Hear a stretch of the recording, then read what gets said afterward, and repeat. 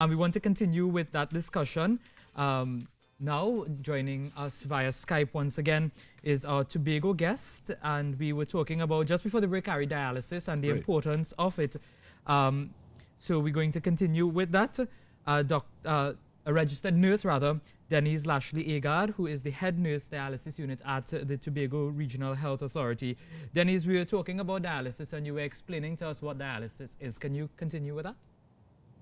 Right, so dialysis, as I said before, we have two types, right? And basically what dialysis does is to help cleanse the bloods of all the waste and toxins. It also helps to regulate the fluid balance also. So the two types you have peritoneal dialysis, where the filter that is used is actually your abdominal cavity. Or your peritoneum. And in hemodialysis, where the blood is actually cleaned, we have an artificial kidney. So we connect the person up to a machine. The blood comes from the person, goes to that artificial kidney. It is cleaned there, and it returns to the person. And how... So that is the simple process to carry it out? Yes. Okay. In Tobago, anything being done to keep people informed about their kidneys and what they need to do? Well, from the dialysis unit section, we usually go out to do lectures. So we try to educate people about their diet, staying healthy, what to eat. If you happen to have renal failure, also the diet is very important. Your medication is very important. In order to perform dialysis, hemodialysis that is, the person has to get an access created. So a surgeon has to create that vein. It's a special vein that the person has to get.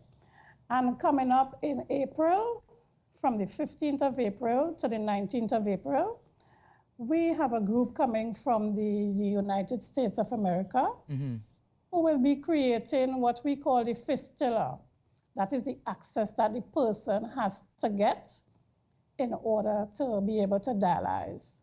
So from the 15th to the 19th of April, we have this group coming in from the United States who will be creating fistula for us in Tobago, so that persons who need dialysis and don't have an access, or persons who have temporary accesses will be able to get a permanent access.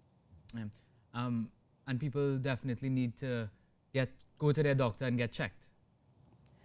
It is recommended at least once a year to go and get a thorough check.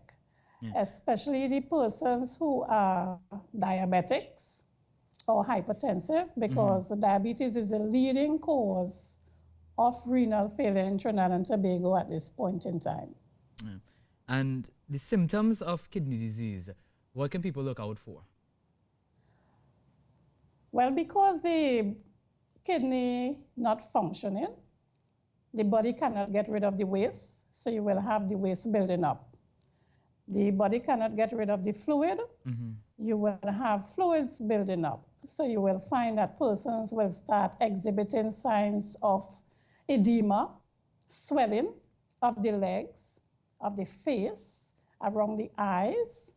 You will find that persons will start to itch a lot because the waste cannot get out. So the waste building up. You will find people being short of breath, because the fluid building up also, so you cannot breathe properly. You find people will become fatigued, weak, dizzy, confused, right? This could lead to seizures, right? And also because you cannot get rid of the waste, you find you will have a very funny taste in your mouth. And this could lead to loss of appetite. You wouldn't feel to eat. So once you find you have yourself having more than 3 or 4 of these symptoms, you could check your doctor, and then they would do other tests the renal function test or the kidney function test to see how well your kidneys are working.